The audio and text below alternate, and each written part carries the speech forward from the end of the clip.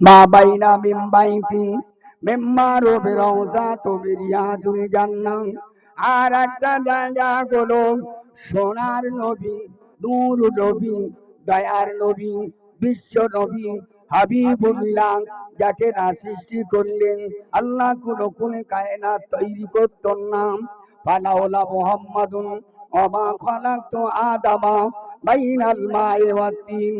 ও জওয়ানেরা, যুবকেরা, আমার নবী বললেন কুনতু নবিয়ান, আমি আল্লাহ নবী ওই সময়ে নবী ছিলাম। বাইনাল মায়ে ওয়াত তিন, আদামা বাইনাল মায়ে ওয়াত তিন, নবী আদম আলাইহিস সালামকে আল্লাহ মাটি এবং পানি দিয়ে তৈরি করবেন। তৈরি করার পূর্বে লক্ষ লক্ষ বছর পূর্বে আল্লাহ পাক আল্লাহ নবীকে নূর হিসেবে, নবী হিসেবে আল্লাহ দরবারে কবুল হয়ে গেছে। আর একটু জোরে বলুন। নবী বললেন কুনতু নবিয়ান আদামা বাইনাল মাই ওয়াত তিন। নবীর নূরকে আল্লাহ ওই সময় বানিয়েছে, নবী আদম আলাইহিস সালামকে মাটি এবং পানি দিয়ে তৈরি করার পূর্বে লক্ষ লক্ষ বছর আগে নবীর নূরকে আল্লাহ নূর নবী হিসেবে আল্লাহ কবুল করেছেন। সবার আগে এসেছেন, সবার শেষে। আল্লাহ নবী বলছেন মা বাইনা মিন বাইতি মিম্বারুম রাউজাতু বিরিয়াতুল জান্নাহ, মদিনার মসজিদে আম্মা জান আয়েশা সিদ্দিকা রাদিয়াল্লাহু তাআলা আনহার ঘরে আমার রাসূলুল্লাহ ইন্তেকালের পর থেকে এই পর্যন্ত কিয়ামত পর্যন্ত উম্মতের জন্য চোখের পানি ঝরাচ্ছে, ঝরাবে, কিয়ামত পর্যন্ত কাঁদবেন।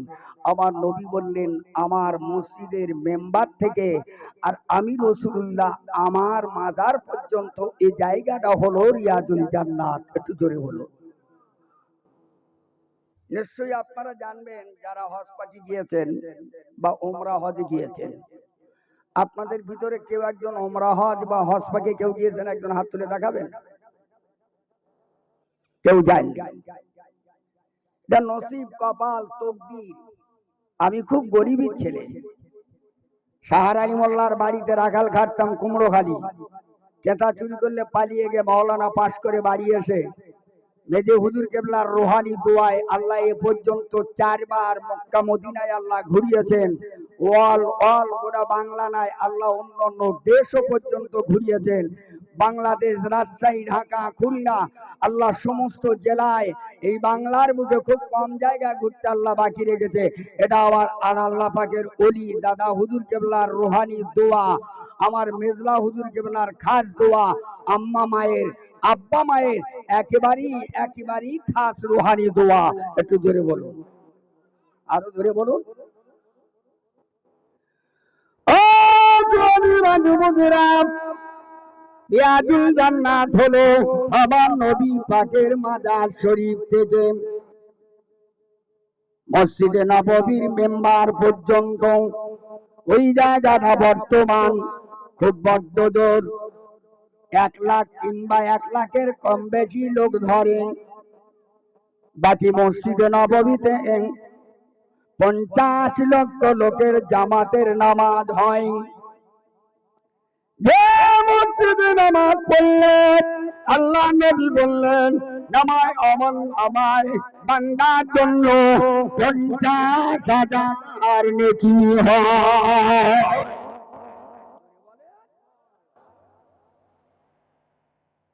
আল্লাহ নবী বললেন ও সাহাবায়ে কিরামেরা, উম্মাদানিরা, এই মসজিদে নববী হলো রিয়াজুল জান্নাত। আমি 2007 সালে যখন হজে গেলাম, সারা রাত খোলা থাকতো, 24টা ঘন্টা সময় দেওয়ার সুযোগ ছিল। এখন যারা হজ পাকে গিয়েছে বলতে পারবেন মাত্র 5 মিনিটের বেশি সময় দেওয়া হয় না। তাও অনলাইন থেকে ফর্ম ফিল আপ করতে হবে। ও জওয়ানেরা, যুবকেরা, লক্ষ লক্ষ বান্দা বান্দীরা মসজিদে নববী রিয়াজুল জান্নাতের ভিতরে কাঁদেন। আমার নবী বললেন ওই জায়গায় যদি আল্লাহর বান্দা বান্দিরা একটা মিনিট যদি হাত তুলে দোয়া চায় 100% আল্লাহ পাক ওই বান্দার দোয়া কবুল হয়ে যাবে।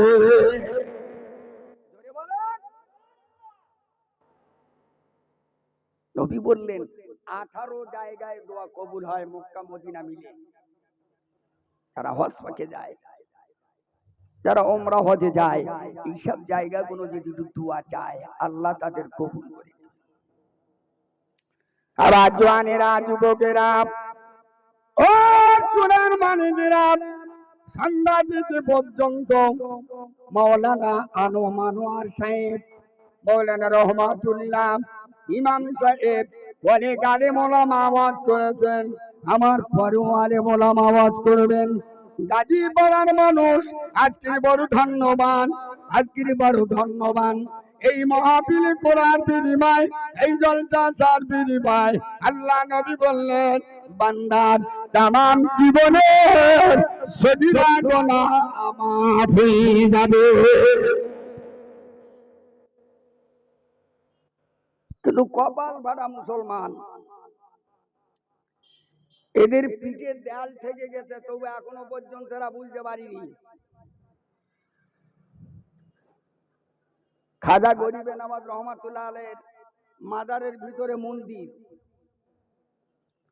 যত মসজিদ আছে ভারতবর্ষে তার ভিতরে মন্দির।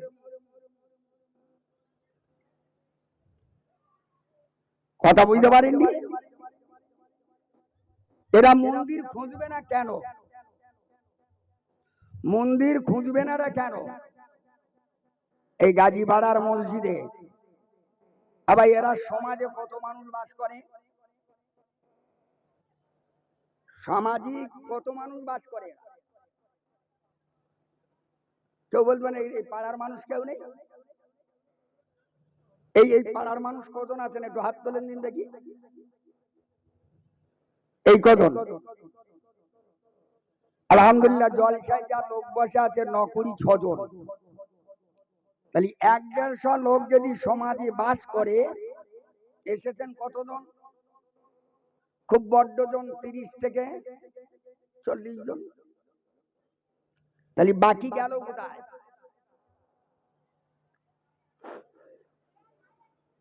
আজকের এমন কোন বাড়ি নাই কুটুম নেই। যারা এসেছে ওরা মরণ খাওয়া খাচ্ছে, আর এরা জলসার দিন উপলক্ষ করে মরণ খাওয়া ওদের খাওয়াচ্ছে।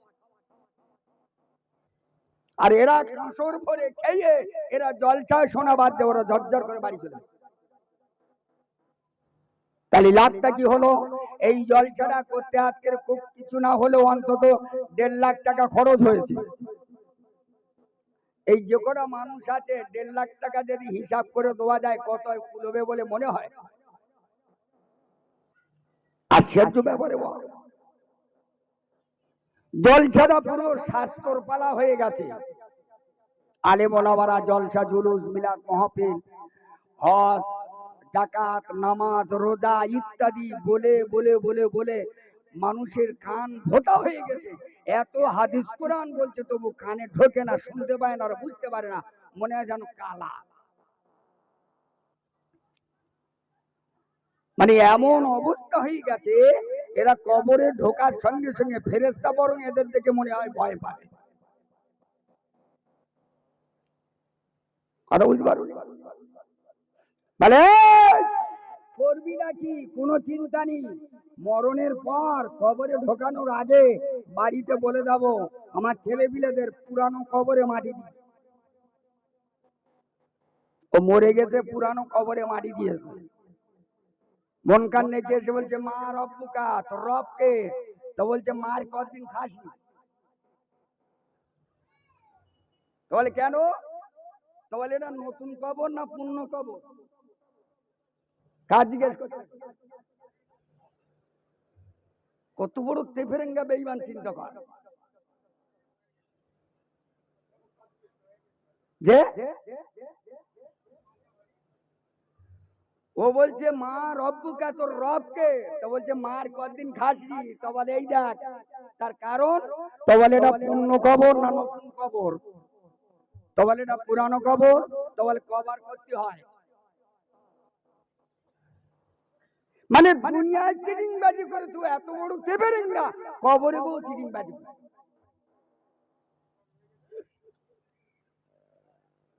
কথা বুঝলেন? এই তো সেই যন্ত্র। হিন্দু ভাইরা বছরে 12-14টা অনুষ্ঠান করে।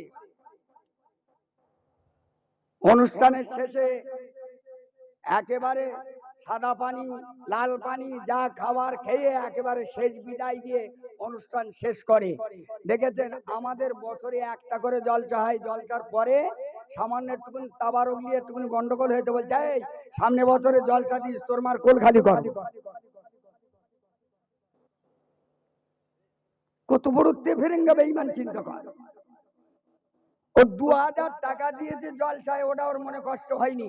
ও একটুখানি তাবারক ভিড়ের মাঝখানে পাইনি, বা বাড়ি রয়েছে আমার ছেলে, বলে আমার ছেলে বাড়ি রয়েছে ঘুমোচ্ছে, তার একটু তাবারক দিই। তা তোর ছেলে বাড়ি ঘুমোচ্ছে, তো এখান থেকে তাবারক দেন। সবাই যে যেরকম চায় যা তাবারক দেয় সব মানতামাল কুল ফাতাল কুল হতো, সব শেষ হয়ে যাবে। তাহলে সবার করে দিতে পারবো না। তাহলে তাবারক দিবিনি মানে তুই সামনে বছরে চাঁদা নিতে যাস, তোর মার কোল খালি করে।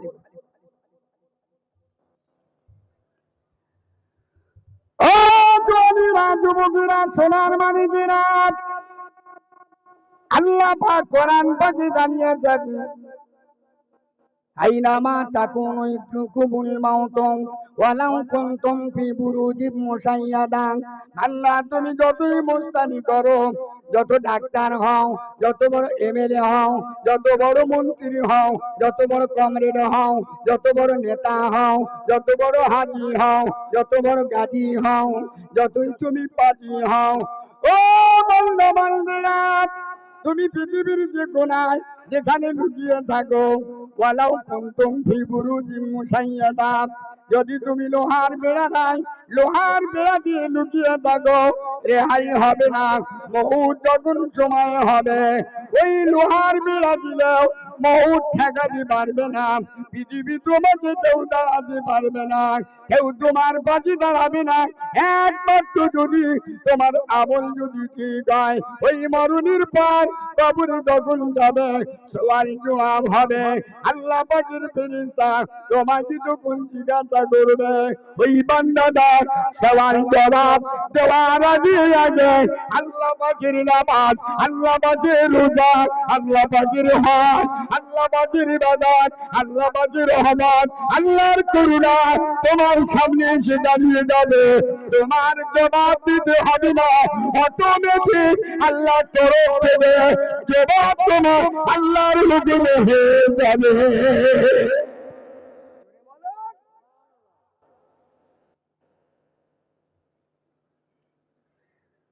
বাদশা সেকেন্দার জুলকার নাইন ওয়াল ওল্ডে গোটা পৃথিবীর বাদশা ছিল। আচ্ছা এবার আপনাদের একটা কথা বলি, ওয়াল টোটাল নবী আদম আলাইহিস সালাম থেকে আসার পর থেকে এই পর্যন্ত যত মানুষ এসেছেন গোটা পৃথিবী জুড়ে কটা বাদশা গোটা পৃথিবী জুড়ে বাদশাহী করেছে বলতে পারবেন? যে বলতে পারবেন 10 টাকা দেবো। ওয়াল গোটা পৃথিবী জুড়ে নবী আদম আলাইহিস সালাম থেকে এই পর্যন্ত গোটা পৃথিবী জুড়ে কজন বাদশা গোটা দুনিয়া জুড়ে বাদশাহী করেছে বল? ও বলছে 10 টাকা দিলে হবে না, 100 টাকা দেবো। বল তুই সারা করে দেবো না বলতে বল।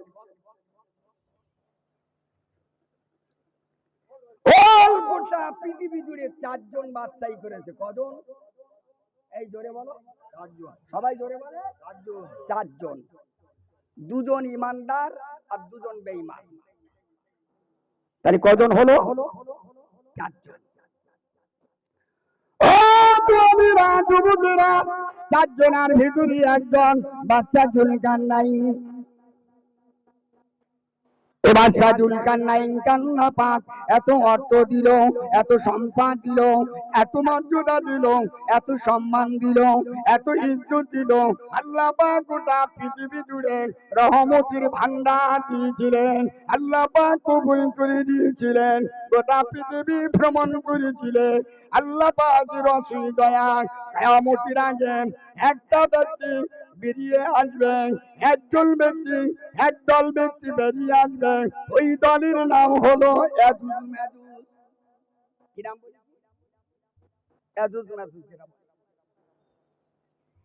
এদেরকে যেখানে আটকানো আছে, এই ইয়াজুজ মাজুজকে আটকে রেখেছিল ওই বাদশা জুলকারনাইন। কচি সে পানির বোতলটা আনিস নি হারা, একটু দরুদ শরীফ আল্লাহুম্মা।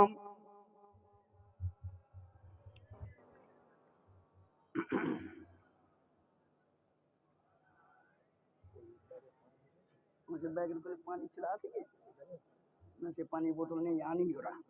একটু ভক্তি করে আল্লাহুম্মা।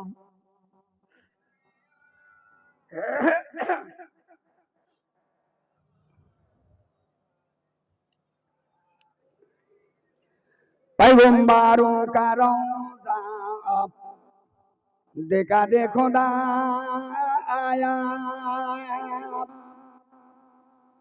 दरे मुद्दत से मिला दे खुदाया,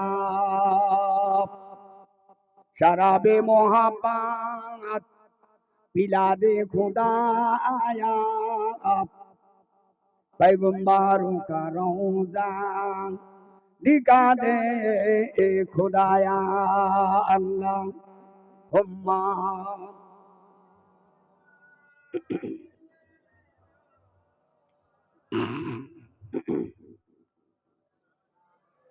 এতক্ষণ জানা আমার শোনাবে ওই যে গাড়িতে এসে আমরা তো ছেলেদের কাছে বাবু অসুবিধা লাগছে আপনাদের? অসুবিধা হবে কি? অল গোটা পৃথিবীর কয়জন বাচ্চা বলেছি? 4 জন। তার মধ্যে একজন বাদশা সেকেন্দার জুলকারনাইন যাকে বলা হয়। অল গোটা পৃথিবী ভ্রমণ করেছে। গোটা পৃথিবীর মনুষ্য জাতির জন্য একটা সুন্দর সুব্যবস্থা করে দিয়েছে। সেটা হলো কি, ইয়াজুজ মাজুজ দুনিয়ায় আসবেন। এই ইয়াজুজ মাজুজকে আটকে রাখার জন্য সীসা গলিয়ে তাদেরকে পাঁচিল করে রেখেছে। তারা প্রত্যেক দিন একবার করে চেটে চেটে চেটে চেটে চেটে পাতলা করে ফেলে, ক্লান্ত হয়ে যায়। আবার তখন বলে যে আজকের আর হবে না, ইনশাল্লাহ যতটুকুনি আছে কালকের হবে। আবার তারপরের দিন এসে দেখে যেমন মোটা জবরই ছিল তেমন হয়ে গেছে। আবার চেটে চেটে চেটে চেটে চেটে চেটে চেটে চেটে আবার পাতলা করে ফেলে, ক্লান্ত হয়ে যায়। বলছে আগামী কাল হবে। এই করে করে করে করে করে কিয়ামত পর্যন্ত এরাই চলে আসবে। ঠিক কিয়ামতের কাছাকাছিতে যেদিন ইনশাআল্লাহ বলবে, সেই দিন কিন্তু দেয়াল ফাঁকা হয়ে বেরিয়ে যাবে। সামনে যা পাবে একদম মানুষ, গরু, ছাগল, ভেড়া, 18,000 মুখলুকাত, গাছপালা, তরুণ লতা যা থাকবে খেয়ে পুরো চুরমার করে দিয়ে গোটা পৃথিবী শেষ করে দেবে।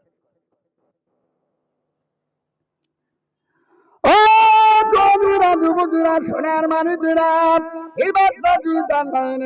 ইতিহাস বলতে গেলে অনেকটা সময় লেগে যাবে। অন্যদিকে সাইডে ওয়াজ চলে যাবে। হুজুর আমার ইন্তেকাল করার আগে জনগণকে নিয়ে বলতে লাগলো, হে জনগণ, আমি বাদশা জুলকারনাইন, আমার ইন্তেকাল হয়ে যাবে, আবার মরণে মৌত হবে, আমি মরে যাব, পৃথিবী চিরজনম থাকবো না। যদি পৃথিবী কেউ চিরজনম থাকতো, আবার বিশ্ব নবী, দয়ার নবী, রহমাতুল লিল আলামিন, শাফিউল মুজনাবিন, আবার নবীকে না সৃষ্টি করলে গোটা পৃথিবী কিছুই হতো না। ও জমিরা, যুবকেরা, আমার নবী বেঁচে থাকতেন, নবী আদম আলাইহিস সালাম বেঁচে থাকতেন, তামাম নবীরা এসেছেন, বেঁচে থাকতেন, কেউ বেঁচে থাকলো না, কেউ বেঁচে নাই, আমিও বেঁচে থাকবো না, মরণ আমার হবেই হবে। তবে মরণের পর আপনাদেরকে আমি জানিয়ে দিই, আমার মরণের পর জনগণকে বলে দিলাম, আমার কাপড়টা পরিয়ে দেবে। সুন্দর করে কাপড় পরিয়ে দেওয়ার পর কাপড়ের ভিতর দিয়ে আমার দুটো হাত বার করে রেখে দেবে। জনগণ বলছেন, হুজুর আপনি অল গোটা পৃথিবী জুড়ে বাদশাহিত্য করেছেন, কোটি কোটি কোটি টাকার মালিক, আল্লাহ আপনাকে অগণিত টাকার ভান্ডার আল্লাহর তরফ থেকে আল্লাহ আপনাকে দিয়েছে, আপনি এত কিছু পাওয়া সত্ত্বেও মরণের পর যখন আপনার হাত দুটো বার করে দিয়ে দেবে, কাপনের ভিতরে যখন হাত বার করে দেবে, জনগণ ভাববে বাদশাহ সেকেন্দার জুলকারনাইন গোটা পৃথিবী বাদশাহী করেছে, কোটি কোটি টাকার মালিক, সারা জীবন খালি নিয়েছে আর নিয়েছে, মানুষের দেয়নি। আজ মরণের পরেও মানুষের কাছে শুধু বলছে নবো, দাও দাও, হাত পেতে রেখে মরণের পরেও কবরে যাচ্ছে হাত পেতে রেখে, চাইতে চাইতে পাঞ্জা ঢেলে দে তো। ও জওয়ানেরা, যুবকেরা, সোনার মানিকেরা, বাচ্চা জুলকারনাইন বলেছিল, বাবা আমার হাত দুটা বিমান করে দেওয়ার একটাই হলো কারণ, আমার মরণের পথ, আমি দুনিয়া বেঁচে থাকতেন গোটা পৃথিবী ঘুরেছি, আল্লাহ পাক আমাকে অর্থ দিয়েছে, সম্পদ দিয়েছে, গোটা পৃথিবীর বাচ্চা হিসেবে কবুল করেছে। ও জনগণ, কিন্তু আমি টাকার মালিক, অর্থের মালিক, সম্পদের মালিক, দুনিয়ায় আল্লাহ টাকার মালিক হিসেবে কবুল করেছেন, কিন্তু এত টাকা আমি টাকার বিছানায় শুয়ে কাটালাম, এত টাকা হাতে নাড়াচড়া করলাম, এত অর্থ আমি রেখে দিতাম, কিন্তু মরণ হলো, আমার মরণের পর সব টাকা পয়সা, অর্থবিত্ত, সম্পদ সব আমি রেখে দিয়ে শুধু একমাত্র তিনটে সাদা কাপড় নিয়ে আমি কবরে যাইতেছি। এই জন্য আমি বললাম, হে জনগণ, এত টাকা, এত অর্থ, এত সম্পদের জন্য দৌড়ো না, ছুটো না, এত পয়সা অর্থ সম্পদ থাকা সত্ত্বেও আমি সেকেন্দার বাদশাহ জুলকারনাইন, আমি সেরে শুধু দুটো হাত খালি হাতে তিনটে কাপড় নিয়ে আমার কবরে আমি চলেছি। আওয়াজ করে বলে নারী তাকবীর। আপনি বলেন, বর্তমান যুব সন্ধিক্ষণে কোটি কোটি টাকার মালিক অনেক আছে না নাই? কেউ কি বলতে পারবেন 10টা টাকা হাতে করে নিয়ে কবরে চলে গেছে?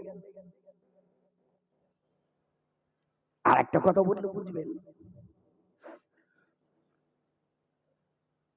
বালক একটা দেশ আছে, বালক, এই বালকের বাদশাহ আল্লাহ তাকে এত অর্থ, এত সম্পদ, এত মাল দিয়েছিলেন, বালকের বাচ্চা ইব্রাহিম বিন আদহাম রহমাতুল্লাহ আলাইহি যে বিছানায় ঘুমাতেন, যে বিছানায় শুইতেন, ওই বিছানাটা ছিল পকমালের বিছানা, ওই পকমালের বিছানা দাম 70,000 টাকা। উনি একবার যে বিছানায় পিঠ লাগাতেন, দ্বিতীয়বার আদার আর কোনোদিন ওই বিছানায় আর পিঠ লাগাতেন না। কুছ কুছ বুঝতে হয়। কত হাজার টাকা দাম বলেছি? জোরে বলে 70,000 টাকা। আপনারা একটু কথা না বললে আমি যে বলছি আপনারা নিচ্ছেন, এই নেওয়ার কথাটা আমি বুঝতে পারবো না, যার কারণ আমাকে কিছু বলাও সম্ভব হবে না। একটু আওয়াজ দেন নারে তাকবীর। আলহামদুলিল্লাহ, সত্যি আপনারা শুনছেন। তাহলে একটা বিছানার দাম কত? 70,000 টাকা। যে বিছানায় একবার ঘুমাতেন, আদার্স দ্বিতীয়বার ওই বিছানায় আর ঘুমাতেন না, দ্বিতীয় আবার একটা পকমালের বিছানা বিছানা। তাহলে হিসাবে জিন্দাকে যদি 60 বছর বেঁচে থাকে কিংবা 50 বছর বেঁচে থাকে, তো 50 বছরের জীবনীতে প্রত্যেকটা দিন যদি একটা করে পোশাক পাল্টায়, একটা করে তোষক যদি পাল্টায়, তাহলে তার জীবনে কত টাকার পোশাকে এবং কত টাকার বিছানায় তিনি আরামের জীবনের গুণ ঘুমিয়েছে। কম্পিউটারে হিসাব করলে হিসাব আসবে। ও কবিরা যুবকেরা, সোনার মানুষেরা, আমার গাজী বাড়া জন যুবকেরা, কবির সাহেবান, আল্লাহ ওয়ালা দিনদার বাবাজিরা, আমার সোনার মানুষেরা, আমার পদ্মার আলাদের মাহবুবেরা, একটু খেয়াল করে শুনুন। আল্লাহ পাক যে ধন বোঝে মন কেড়ে নিতে কতক্ষণ, আল্লাহ পাক অর্থ সম্পদ দেয়, মুহূর্তে কেড়ে দিতে কতক্ষণ হয়। এটা আল্লাহ পাক যদি বলে কোন হয়ে যাও, হয়ে যাবে। আল্লাহ যদি বলে ভায়া কোন ধ্বংস হয়ে দাও, সঙ্গে সঙ্গে মুহূর্তে ধ্বংস হয়ে যাবে। জুয়ার ভাটা, পানি একদিকে আসে আর একদিকে যায়। জুয়ার আছে, ভাটা হয়, রাত আছে, দিন হয়। ফকির আছে, বাচ্চা হয়, বাচ্চা আছে, ফকির হয়। এটা করার মালিক আমার আল্লাহ। জোরে বলুন, আরো জোরে বলুন। ইব্রাহিম বিন আদম রহমাতুল্লাহ আলাইহি, হুজুর আমার যে বিছানায় ঘুমাতেন, একবার ঘুমাতেন, দ্বিতীয়বার ঘুমাতেন না। হঠাৎ মাত্রে ইব্রাহিম বিন আদম রহমাতুল্লাহ আলাইহি, হুজুর আমার রাতের বেলা অন্ধকারে ঘুমান্ত অবস্থায় দেখছে ছাদের উপরে খটখট করে আওয়াজ। কে রে? ঘুম ভেঙে গেল, বলছে এত রাত্রি কি আওয়াজ করে কে? হ্যাঁ, কে রে? বলছে আমি বালুল পাগলা, বালুল খেপা। যাকে বাহালুল পাগলা বলে, পাগলাকে এক শ্রেণীর মানুষ এ বর্ধমান, বীরভূম ওদিকে সব খেপা বলে। আমরা যেন দূর পাগলা কোথাকার, ওরা একটু কিছু বলে দূর খেপা। তা বাহালুলকে খেপা বলে, আমি সেই বাহালুল খেপা। তো বলছে কারণ কি ব্যাপারের উপরে ঘুরছে কেন? তো বলছে আমার একটা উট হারিয়ে গেছে, আমি উটটাকে খুঁজতেছি। তো বলছে উট পাওয়া যায় জলে জঙ্গলে, ঘাটে মাঠে ইত্যাদি। উট কি আর ওই ছাদের উপরে পাওয়া যায় রে? এই জন্যই তোরে পাগল বলে। বাচ্চা হারুন আর রশিদ পাগলা খেপাকে বাহালুল খেপাকে একদিন বলে দিল, ও বাবা বাহালুল, আমি তোমাকে বাজারের প্যাকেটটা দিলাম, এই প্যাকেটটা তুমি বাড়িতে পৌঁছে দিয়ে আসো। বাহালুল খেপা ওই বাচ্চাটা, ওই বাচ্চার প্যাকেটটা নিয়ে, বাজারের প্যাকেটটা নিয়ে কবরস্থানে রেখে চলে এলো। বাচ্চা বাড়ি গিয়ে বলছে, বাচ্চা হারুন আর রশিদ বলছেন, আরে প্যাকেট বাড়ি কি দিয়ে গেছে বাজারে? বলছে কই না। বলে আরে সর্বনাশ, সেই বালুল খেপাকে দিয়ে গেলাম বাড়ি, আমার দেখা হলো, জিজ্ঞেস করলাম যে দিয়েছি? তো বলছে হ্যাঁ। তো বলছে না না, বাড়িতে দিয়ে যাইনি। তো বলে এই জন্য ওরে পাগল বলে রে। ও ধনীরা যুবতীরা, সোনার মানুষেরা, ওই বাংলা খেপাকে আবার খুঁজে খুঁজে বাচ্চা হারুন আর রশিদ ধরতে বাঁধলো। জিজ্ঞাসা করলো, বাবা আমার বাড়িতে তুমি কি প্যাকেট দিয়েছো? তো বলে হ্যাঁ। বলে এখনো মিথ্যা কথা বলছো? বলছে হুজুর তাহলে চলুন আপনাকে দেখিয়ে দিন।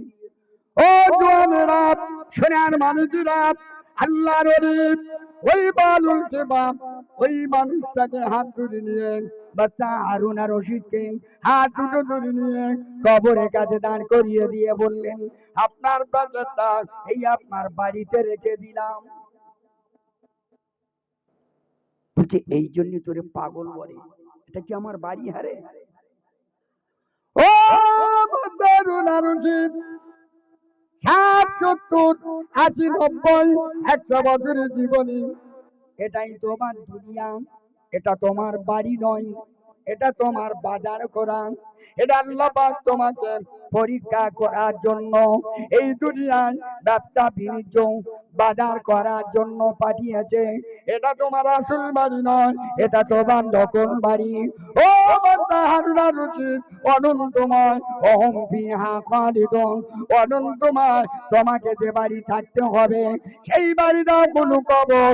এই জন্য করে আমি তোমার বাজারের প্যাকেটটা এই বাড়িতে কবরস্থানে দিয়ে দিলাম।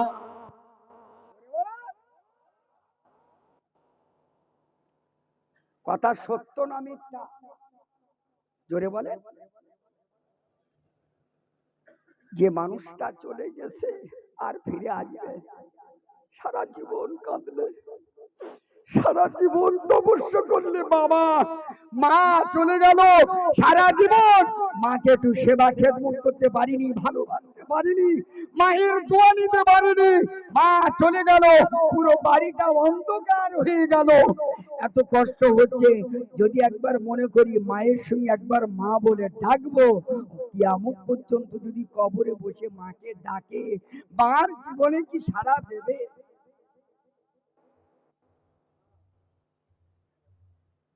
অসুবিধা হচ্ছে বাবু? তো দরুদ শরীফ আল্লাহ হুম্মা।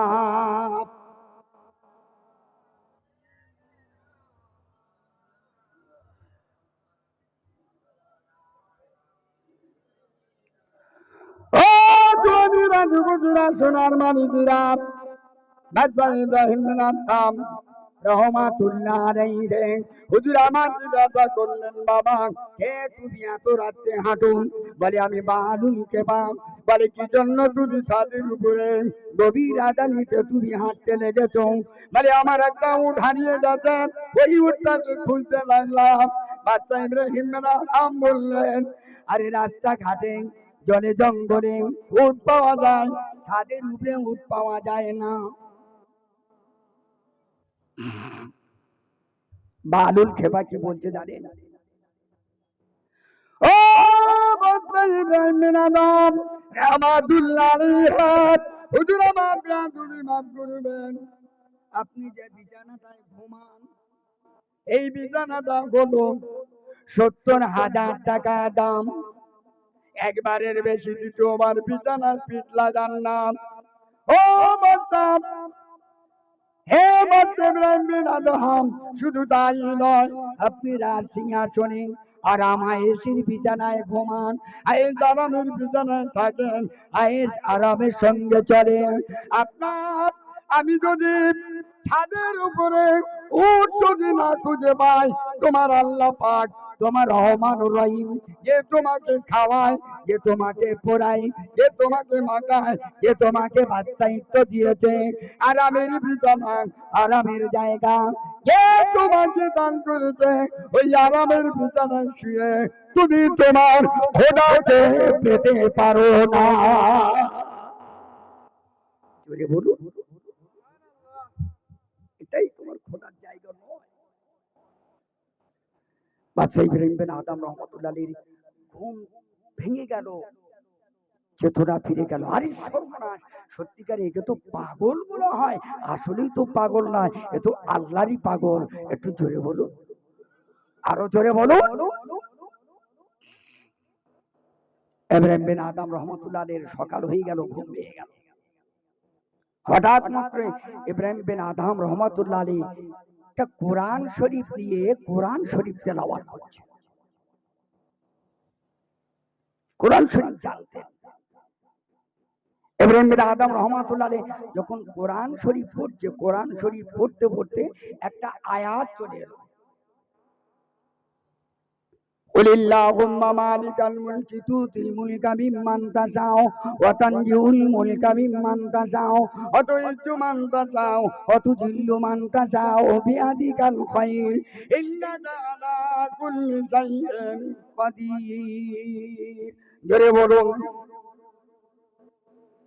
আয়াতের ব্যাখ্যা হলেই কুলিল্লাহুম্মা মালিকাল মুলকি তুতিল মুলকা মিম্মান তাশা, ওয়াল গোটা পৃথিবীর মালিক তিনি হলেন আমার আল্লাহ। একটু জোরে বলুন।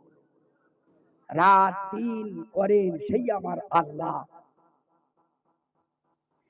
সম্মানীকে অসম্মানিত বানায়, আবার রাজাকে বাদশা বানায়, আবার বাদশাকে রাজা বানায়। যা কিছু করার মালিক আমার আল্লাহ।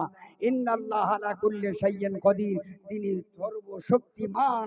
পৃথিবী আল্লাহর উপরে আর কেউ নেই, আল্লাহই আল্লাহ, আল্লাহই হলে মহান শক্তিমান।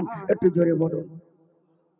ইব্রাহিম বিন আদম রহমাতুল্লাহ আলাইহি চিন্তা করছেন যে আল্লাহ সর্বশক্তিমান কি করে হয়? আমি তো এটা আমার চেষ্টায়, আমার প্রচেষ্টায়, আমার মেহনতে আমি বাচ্চা আছি। এই মুহূর্তে কি আল্লাহ আমাকে বাচ্চাই থেকে আমাকে ফকির বানাবে? বানাতে পারে? এটা কি তা সম্ভব?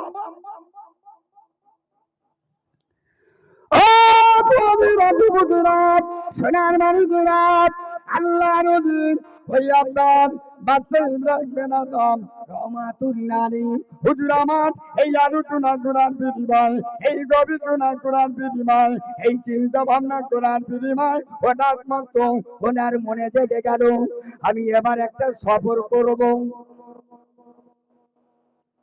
ধরুন এখান থেকে দিল্লি যাব।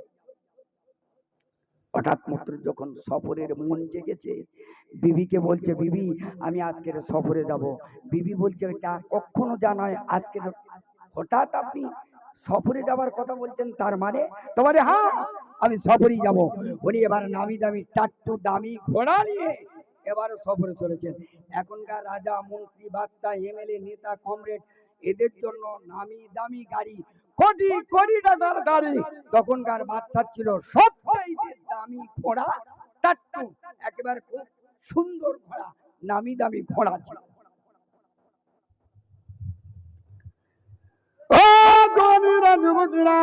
সোনার মানিকেরা, গাজী বারাজন যুবকেরা, আল্লাহওয়ালা দিনদার বাবাজিরা, যারা টাকা দিল, পয়সা দিল, অর্থ দিল, সম্পদ দিল, এই মাহফিলে বসে গেল আল্লাহর ওলিদের কথা, আল্লাহর নবীর কথা, আল্লাহর কোরআনের কথা, আল্লাহর নবীর হাদিসের কথা, আল্লাহর নবীর জীবনী লাইফ হিস্ট্রির কথা। এই মাহফিলে শোনার বিনিময় এমন বাঁচে একা গুরু চিনতে মেনে নাই যদি মহাপুতি ভালোবাসায় এক ফোঁটা চোখের পানি ধরিয়ে দেয় জাহান্নামের ভয়ে আল্লাহ পাক তাদের ওসিলায় জীবনের গুনাহ খাতা আমার আল্লাহ পাক মাফ করে দেবে।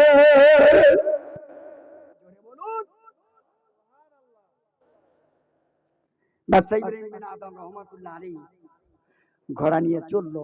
তরুণ এখান থেকে আপনার ওই হেমসাখালী কিংবা মরদিকির বাজার পর্যন্ত গিয়েছে, গিয়ে হঠাৎ মাত্র মনে হয়েছে যেন কি একটা ফেলে এসেছে। বাড়ি গিয়ে দেখছে ওনার একটা বাঁধি তো দাসী, ওনার সেই ৭০,০০০ টাকার দামি পকমালের বিছানায় শুয়ে আছে। অবাক হয়ে গেল, আশ্চর্য ব্যাপার, আমার বিছানায়, এই আমার বাঁধি বিছানায় শুয়েছে এত বড় আশ্চর্য।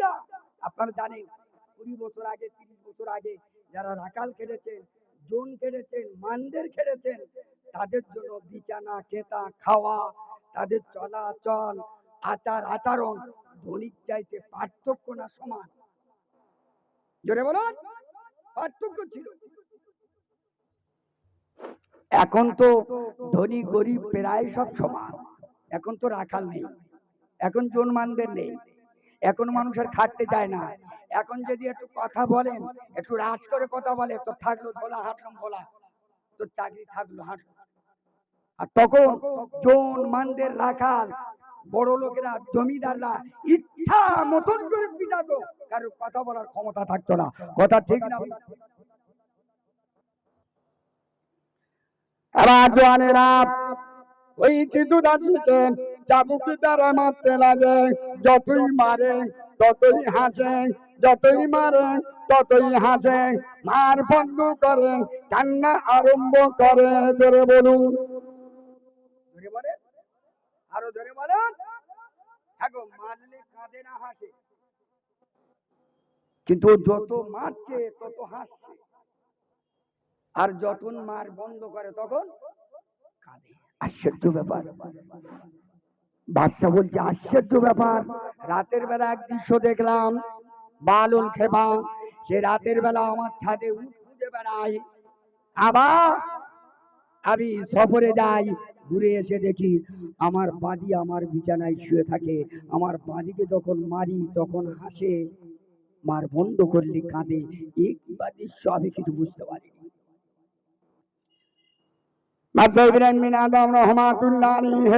হুজুর আমার জিজ্ঞাসা করলেন, হে আমার বাড়ি তুমি বলো, আমি যখন মারি তখন তুমি হাসো, যখন মার বন্ধ করি তখন তুমি কাঁদো।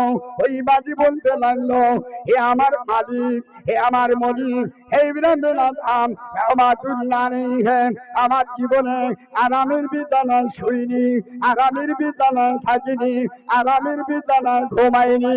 আমার জীবনে একটু শখ হয়ে গেল আপনার আরামের বিছানায় শুয়ে বলার বিনিময় যতটুকু নিয়ে আরাম পেলাম, আপনি এত মার মারলেন। এই মারটা আমার কিয়ামতের ময়দানে আল্লাহর জাহান্নামায় আমাকে এই মারটা খেতে হতো। সেই মারটা আমার আজকের মারটা খাওয়া হবে না। তারির বিনিময় তুমি আমাকে যে মারলে, এই মারের বিনিময় জাহান্নামের আযাবটা আমাকে মাফ হয়ে গেল। এই জাহান্নামের কথা স্মরণ করে আপনার আরামের বিছানায় শুয়ে আমার কষ্টের বিনিময় আমি জাহান্নামের আযাবটা আরাম হয়ে গেল। এর বিনিময় আমি বাঙি হাসতে থাকি।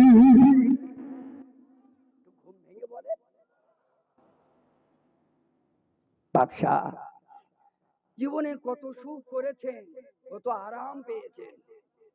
একটা বিছানায় শুয়েছেন 70,000 টাকা দাম।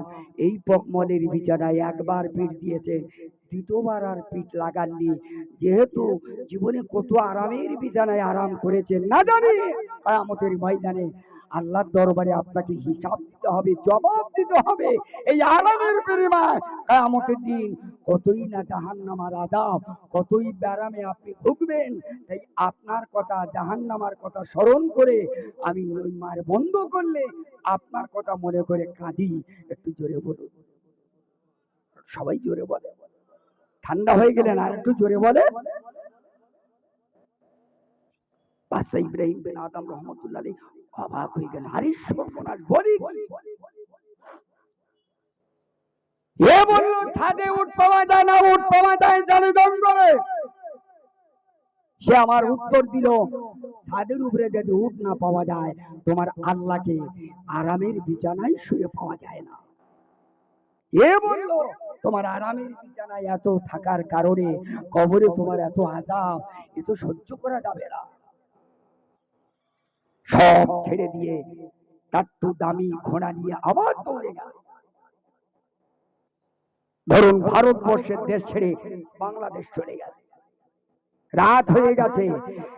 একটা গাছের তলায় উটটাকে বেঁধে রেখে, ঘোড়াটাকে বেঁধে রেখে আরামের সহিত একটু ঘুমিয়ে পড়লেন, আরাম নিলেন। সেই বাংলাদেশ, সেই দেশের বাদশার ঘোড়া হারিয়ে গেছে। খোঁজ চতুর্দিকে খুঁজতে খুঁজতে খুঁজতে খুঁজতে দেখা গেল যারা ঘোড়া খুঁজতে বার হয়েছে, এই ঘোড়া বাদশার ঘোড়া যেমন, যেটা হারিয়ে গেছে সেটাও তেমনই ঘোড়া। এই যে ঘোড়া চোর পাওয়া গেছে, হুজুর এই যে আপনার ঘোড়া, বলে নিয়ে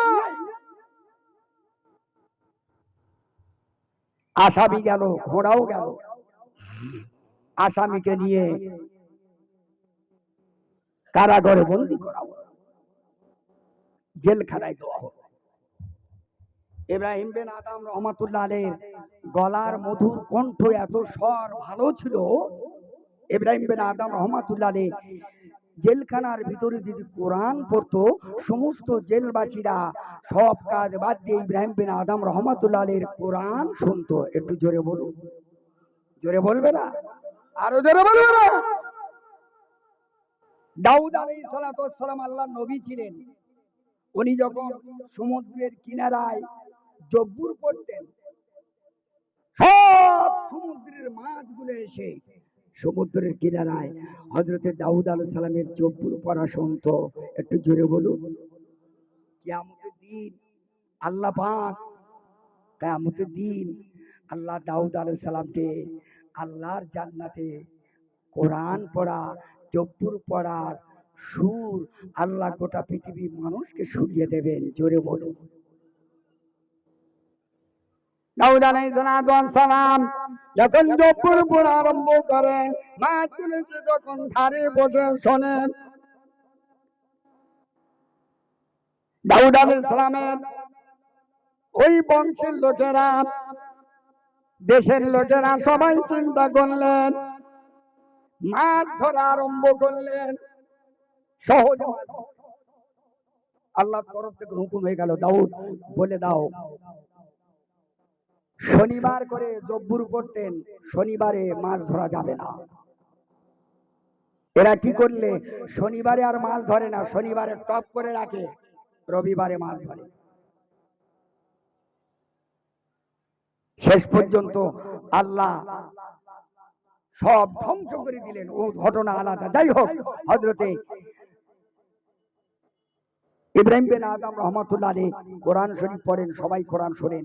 এবারে সেই দেশের বাদশা বলতে লাগলো, আগো আমার একটা মেয়ে আছে, এই মেয়েটাকে কোরআন শরীফ শোনাবো, এই কোরআন শরীফ পড়াবো, একটা ভালো শিক্ষক, একটা কোরআন পড়নেওয়ালা ভালো একটা শিক্ষক পাওয়া যাবে না?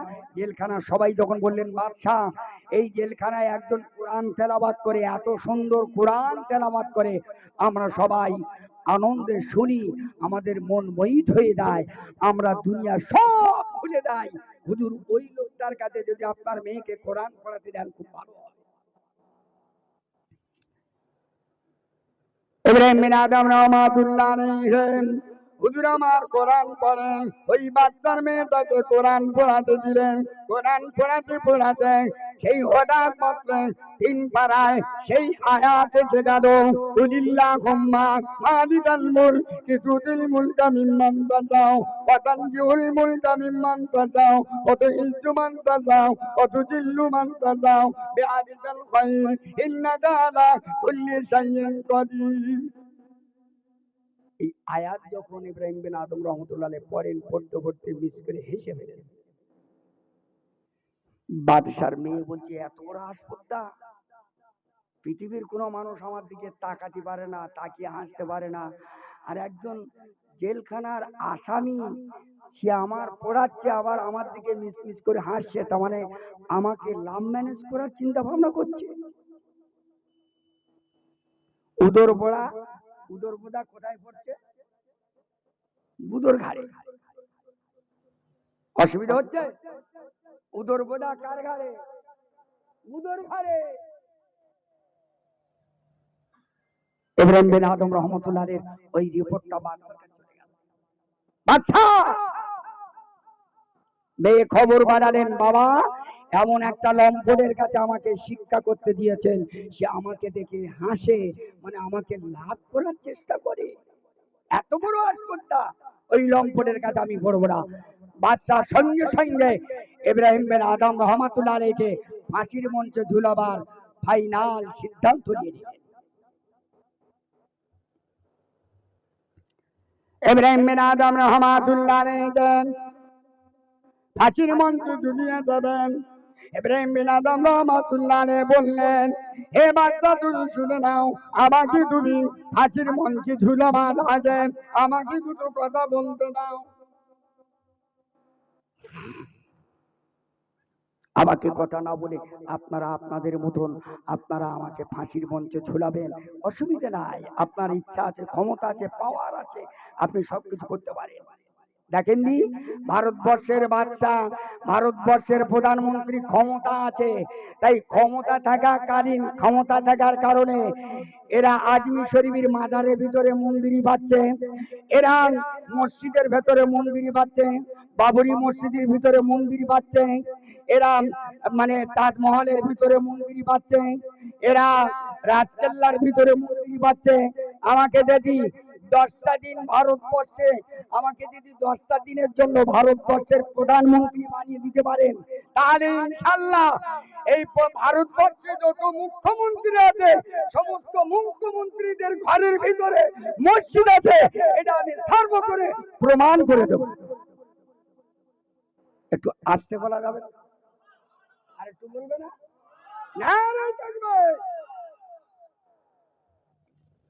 তার মানে এরা ভারতবর্ষটাকে হিন্দুস্তান বানাতে চাচ্ছে, এত সহজ। আপনি জানেন এই ভারতবর্ষে লক্ষ লক্ষ আলেম ওলামা, আলেমে দ্বীন, আলেমে হাক্কানীরা এরা জান দিয়েছে, মাল দিয়েছে, সময় দিয়েছে, অর্থ দিয়েছে, রক্ত দিয়েছে। শুধু মুসলমানেরা শুধু দেয়নি, হিন্দুরা দিয়েছে, জৈন, খ্রিস্টান, বৌদ্ধ, এই ভারতবর্ষের নাগরিক লক্ষ লক্ষ মুসলমান, এই কি বলছেন মুসলমান এই ভারতবর্ষে রক্ত দিয়েছে। একটু জোরে বলো, আরো জোরে বলো। ওয়াকফ বোর্ড, এটা ভারতবর্ষের প্রধানমন্ত্রীর বাবার ভোট না মুখ্যমন্ত্রীর ভোট? এটা হলো পশ্চিমবঙ্গে, ভারতবর্ষে এটা মুসলমানের ভোট, হাজী মহসিন ফান্ডের ভোট। একটা ছোট্ট করে কথা বলি, হাজী মহসিন সাহেব যখন লক্ষ লক্ষ কোটি কোটি টাকার মালিক,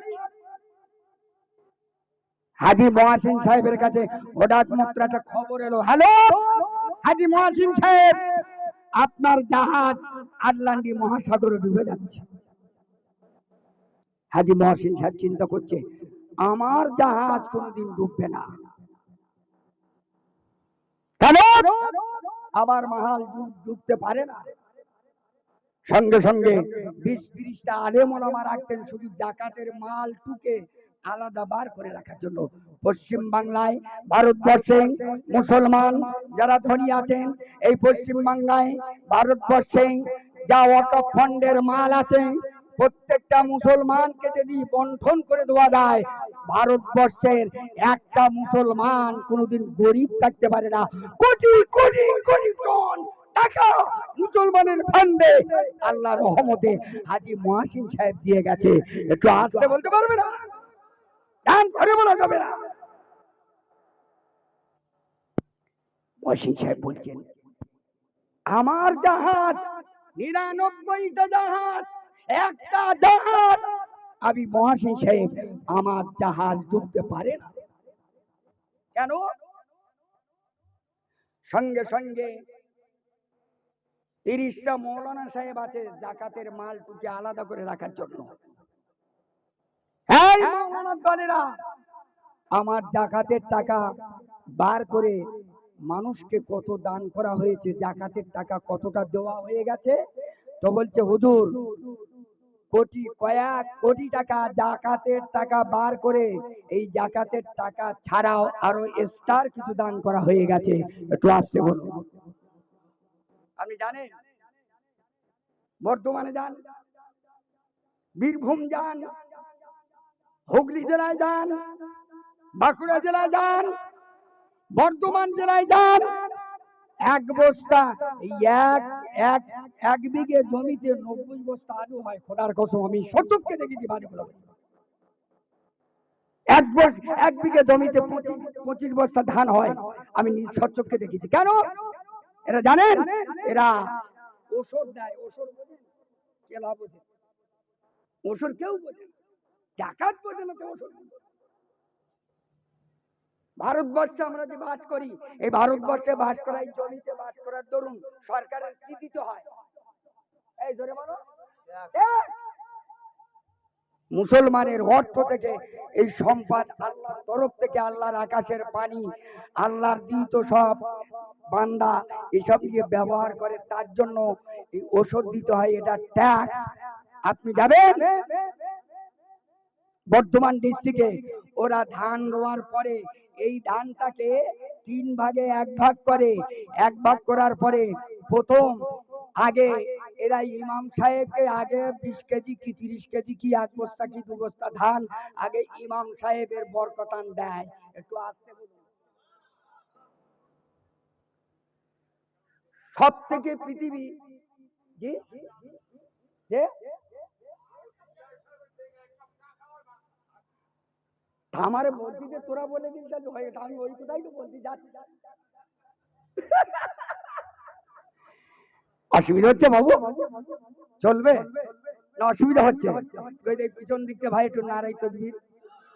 স্বপ্নের সাথে সন্ধ্যের আওয়াজ, হ্যাঁ আল্লাহ কবুল করুক। সত্যি যে কোটা আছে একবার সত্যিকারে এরা থাকা ধান দেখেছেন, ধান যখন উড়ো হয়ে কি উড়ে যায় বলেন দি, ও মাল যে কটা চিটে উড়ে গেছে আর সব মাল বেরিয়ে গেছে, রাস্তায় কেউ নেই, সব ফাঁকা মাল, সব নাকে তেল দে আর কাঁসর ভরে কয়টা করে মরণ খাওয়া খেয়ে শালারা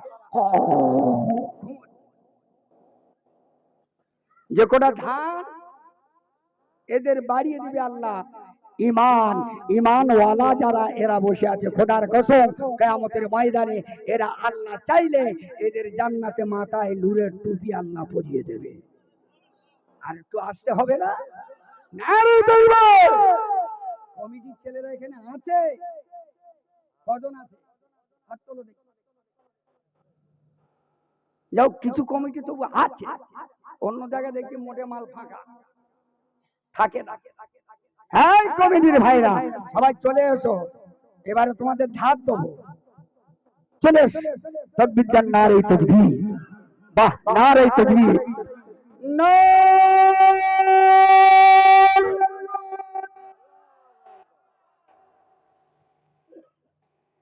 তাহলে 25 বস্তা ধান হয়, সর্বপ্রথমে ধান দেয় আগে কার?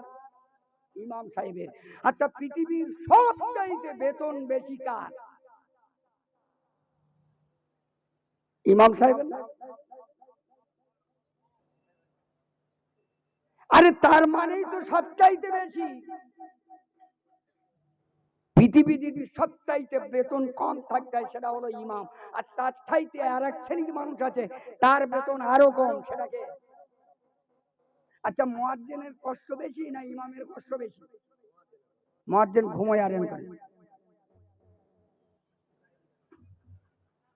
একদিন দেখি ইমাম সাহেব, মুয়াজ্জিন সাহেব রাত 2টার সময় আযান দিচ্ছে। ইয়ং ছেলেরা বলছে সর্বনাশ করে দেবে, এ বোধহয় মুয়াজ্জিনের মাথা খারাপ হয়ে গেছে, রাত 2টার সময় আযান দিচ্ছে। বুড়োরা কিন্তু কেউ বুঝতে পারেনি, মাল সব ঘুমোচ্ছে। আর জোয়ান ছেলেরা বলছে মুয়াজ্জিন 2টায় আযান দিচ্ছে। আচ্ছা, জোয়ান ছেলেরা কি করে বুঝতে পারলো? ও মালেরা সব ফ্রি ফায়ার খেলতেছে। ইস, কলমের কালি সব শেষ। যারা ফ্রি ফায়ার খেলে ওর কাছে বউ থাকে না, বউ ফেল। তার মানে কি, ইচ্ছা করে যদি রাত জাগে তার সেক্স পাওয়ার কমবেই, তার বউ থাকবে না। বাস্তব বলছে, আপনি মিলিয়ে দেখেন। এই যে আমরা রাত জাগি, এই রাত জাগাটাও আমাদের ঠিক না। মেজো হুজুর কেবলা রহমাতুল্লাহ আলাইহি, হুজুর কেবলা বর্তদর রাত 10টা থেকে 11টার উপরে কোনোদিন জলসা করতেন না। যথেষ্ট রাত 12টা পর্যন্তই জলসা যথেষ্ট। এখন মানুষ অনেকটা সজাগ হয়ে রাত 12টা করেছে, তবে এখানকার লোক আবার 1টা পর্যন্ত করেছে। কারণ আমার পরে আবার ভালো আরো দামি বক্তা আসবে, 1টা পর্যন্ত করেছে। দেখবে ভেঙে চুরে ঠেকে মেকে হেকে মেকে শেখে 20টা 30টা লাস্ট পর্যন্ত আখিরি মোনাজাত থাকে। আর সব হাওয়া। আমার জওয়ানেরা, যুবকেরা, আল্লাহ নবী বললেন যারা ইমাম সাহেবকে ভালোবাসে, ইমাম সাহেবকে দান করে, ইমাম সাহেবকে মহব্বত করে, ইমাম সাহেবকে হাদিয়া দেয়, আল্লাহ পাকের নবী বললেন মান কানা লিল্লাহি মান কানা লিল্লাহি কানা আল্লাহু লাহু। যে আল্লাহর হয়ে যায় সে ব্যক্তি নিজে আল্লাহর হয়ে যায়, আল্লাহর হয়ে যায়, আল্লাহ তার হয়ে যায়। আল্লাহর যিনি হয়ে যায়, আল্লাহর ইমাম, আল্লাহর বান্দা, আল্লাহর নামাজ আদায় করে, এই বান্দা ইমাম সাহেবের ভালোবাসার বিনিময় আল্লাহ পাক খুশি হয়ে এই ইমামের উসিলায় কিয়ামতের দিনে আমার নবীর সঙ্গীর সাথী বানিয়ে দেবে। সবাই জোরে বলেন। তাহলে ইমাম সাহেবের দাম নাই। ইমাম সাহেব যে একটু জোরে হেঁটে গেছে না, তা বলছে বলে ওই যে মাল ছুটেছে, মাল নেবে বলে, খাবে বলে ছুটেছে। আবার যে দুটো আস্তে হাঁটে, তা বলে এই যে ইমাম সাহেব এত খাওয়া খেয়েছে, আমার হাঁটতে পারে। সব থেকে জ্বালা ইমাম সাহেব ওই সাহেবদের জ্বালা বিরাট। আমার জওয়ানেরা, যুবকেরা, ও সোনার মানুষেরা, তাই বলছিলাম হাজী মহসিন সাহেব বলতে লাগলেন, ও আমার ছেলেরা, হে আলিমের গভীরা, আমার জাকাত কতটা দোয়া হয়ে যাচ্ছে দেখো। বলছে হুজুর জাকাত ছাড়া মাল ইস্তার দান করা হয়ে গেছে। হাজি মহসিন সাহেব আল্লাহর কাছে দোয়া করছে, আল্লাহ আমার মাল তো ডুববে না, কারণ জাকাত দিলে সে মালের ক্ষতি হয় না, সে মালের জিম্মা আল্লাহ নিজে হয়ে যায়। জোরে বলুন, আরো জোরে বলুন, আরো জোরে বলুন। জাকাত দিলে খোদার কসম গ্যারান্টি মালের কোনো ক্ষতি। একটা জলসা হবে, 40,000 টাকা খরচ, 50,000 টাকা খরচ, কমিটির 2-4 জন কমিটির নাম দেয়, 20-30-40-50 জন নাম দেয়, কাজ করে 4 জন, আর বাকি সব ব্যাস বেঁধে মাল খালি ঘুরছে, ফেরি দিচ্ছে, ফেরি মেরি করে বলছে তাহলে কি করে মেরে দেবো, সারা আমি কমিটি সারা কি মারতে লেগেছো, মৌলানা এসে কোথায় খাবে, কোথায় ঘুমাবে, কোথায় শোবে, কোথায় উজু করবে, কোথায় করবে, ও খবর নেই, ও মাল শুধু ফেরি মারতেছে, একবার ব্যাস বেঁধে বলে কমিটি মাল খালি ঘুরছে। আর 3-4 জন কমিটি মেন, এরা মনে করে যেন এদের বাপ মা মরে গেছে, বাপ মার খানা হচ্ছে, এরা খালি ছুটে পাগল, মহিষাব ঠেকাবো না, প্যান্ডেল ঠেকাবো, মাইক ঠেকাবো, জলসা ঠেকাবো, সুতা ঠেকাবো, রান্নাঘর ঠেকাবো, এ খালি ছুটে মরছে, তো রুমালটা খালি ঘুরে মরছে।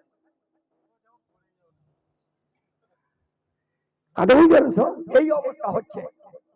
আবার ভাইরা, আল্লাহর অশেষ দয়া, সত্যিকারে এখানকার লোক ভালো, তাই কমিটি সবাই এসে বসে গেছে। বলো একটু জোরে বলুন, আরো জোরে বলুন। তাহলে এত জ্বালার যন্ত্রণা ফেলো, তবু এই মহফিলকে ধৈর্য ধরে যারা ধরে রেখেছে, আল্লাহর অশেষ দয়া, কিয়ামতের দিন এই জলসাকে নাজাতের জরিয়া করে দেবে। জোরে বলুন, আরো জোরে বলুন। এই জলসাই যে মেন, ওই 2-3 জন চাঁদা তুলতে দেয়, এরা চাঁদা তুলতে গিয়ে কি করে জানো, 1-8 জন আছে খুব একটু বড় লোক মতন, মনে করছে হয়তো গেলি 200 টাকা পাবো, ও আমাদের দেখে মানে কালেকশন করতে যারা যাচ্ছে ওরা দেখে, আর ও তখন এই খবরের কাগজ চালিয়ে, লেখাপড়া জানেন তো, খবরের কাগজ চালিয়ে উল্টো করতেছে, মানে সুতো করে আর কথা বলতে যাতে না হয়। এরা তখন গিয়ে আসসালামু আলাইকুম, ওয়ালাইকুম আসসালাম, কি খবর, হুজুর এই জলসা হবে, চাঁদা নিতে, জলসা জলসা, চাঁদা চাঁদার কত দেব, তার মানে ওর বাপের টাকাও দিচ্ছে, কথা বুঝতে পারেনি। যত ধনী গরিব, যত মানুষ যা অর্থ সম্পদ আছে, এর বাপের মাল না এর মার মাল, আল্লাহর মাল আল্লাহর রাস্তায় দেবে। ও বলছে কত দেবো, কত দেবো, যাও কালকে এসো দেবো, কাল এসে দেখতে পারিনি, পরশু এসে দেখতে পারিনি, 200 চাঁদা দেবে, তার 30 দিন হাঁটাবে, তবে তার 200 চাঁদাটাও পুরো দেবে না। আপনাদের এখানকার কথা বলিনি, আমাদের কুমড়ো খালি কথা বলি। আগে মাল উঠবে, খোদার কসম বাজে কথা বলিনি, বর্তমানে আপনি মিলিয়ে নেবেন, 90 বস্তা আলু হবে, 90 বস্তা আলুর ভিতরে প্রত্যেক আলুর বস্তায় 1 কিলো করে আলু ইমাম সাহেবের দেয়। তাহলে 90 বস্তা আলু যদি 1 কিলো করে দেয়, কত হলো 90 কেজি। তাহলে আমি যদি 1,90,000 কেজি দেই, গ্রামে যদি 50টা লোক যদি আলু চাষ করে, আর 50টা লোক যদি 50 কেজি করে দেয়, তাহলে ইমাম সাহেব কত হলো, কত ইমাম সাহেবের গেল। খোদার কসম, যত বাংলায় যত মাদ্রাসা আছে, সমস্ত মাদ্রাসাওয়ালারা দেখবেন আলুর সিজনে গিয়ে মাদ্রাসার তরফ থেকে বস্তা নিয়ে দাঁড়িয়ে, কারো 2 কিলো, কারো 4 কিলো, কারো 6 কিলো, কারো 10 কিলো, অন্তত কিচ্ছু না হলে এরকম 50 জন সফির দাঁড়িয়ে থাকবে, টাকা দেবে, টাকা আলু দেবে, ধান দেবে। আর আমাদের রমজান মাসে অনেক ধনী লোক আছে, এদের জাকাত ওয়াজিব হয়ে গেছে, ও মাল কি করে জাকাত দেওয়ার ভয়তে ও 10-10 হাজার টাকার কাপড় কিনে মাল বিলি করতে, দেখেন কত মাল দিচ্ছি, কত চাঁদা দিচ্ছি, কত মাল দিচ্ছি, কত দান করছি, কথা ঠিক বলছি না ভুল বলছি, এই জোরে বলো, ও জাকাত আদায় হয় না, গ্যারান্টি আমি লিখে দেবো, ওতে জাকাত আদায় হয় না। 1 লাখ টাকা যদি জাকাতের টাকা থাকে, আর 1 লাখ টাকার মধ্যে যদি সব টাকা জাকাত দিয়ে দেয়, 1 টাকা যদি জাকাতের টাকা বাকি থাকে, যে মাল শুয়ে থাকবে ও মাল হারাম। দ্বিতীয় নম্বরে, জাকাতে তোমার কাপড় দেওয়ার কথা বলা হয়, কাপড় দেবে, তাও কয় টাকার কাপড়, ছি ছি ছি ছি ছি ছি, পড়লে একদম মনে হয় বল্টু বল্টু সব দেখা যায়, ভুল বলতেছি, আশ্চর্য ব্যাপার। তোর কে দিতে বলেছে যা কথার কাপড়? কে দিতে বলেছে তোর জামার কাপড়? টাকা দাও টাকা। তার মন যাই মতো সে একটা পোশাক কিনেলে পরবে, আর ওই পোশাকটা কিনে পরার পরে যদি নামাজের পরে যেদিন হাত তুলে আল্লাহর কাছে কাঁদে, আল্লাহ রেজাউল করিম আমাকে জাকাত টাকা দিয়েছিল আল্লাহ, আমি সেই টাকা দিয়ে একটা জামা কিনে আমি নামাজ পড়তে আল্লাহ ওকে তুমি শান্তি দিও খোদার কসম। এর দোয়া যদি আল্লাহর দরবার কবুল হয়ে যায়, ওই তামাম আসবাব মাল পত্র আল্লাহ কবুল হয়ে কিয়ামতের দিন আল্লাহ জাহান্নাম হারাম করে দেবে। জোরে বলুন। সময় নিয়ে আর ওয়াজ আমি করবো না, যে যেখানে আছেন দোয়া করে দেবো ছোট্ট করে একটু সবান্ন বিশ্ব নবী সালাম বলবো।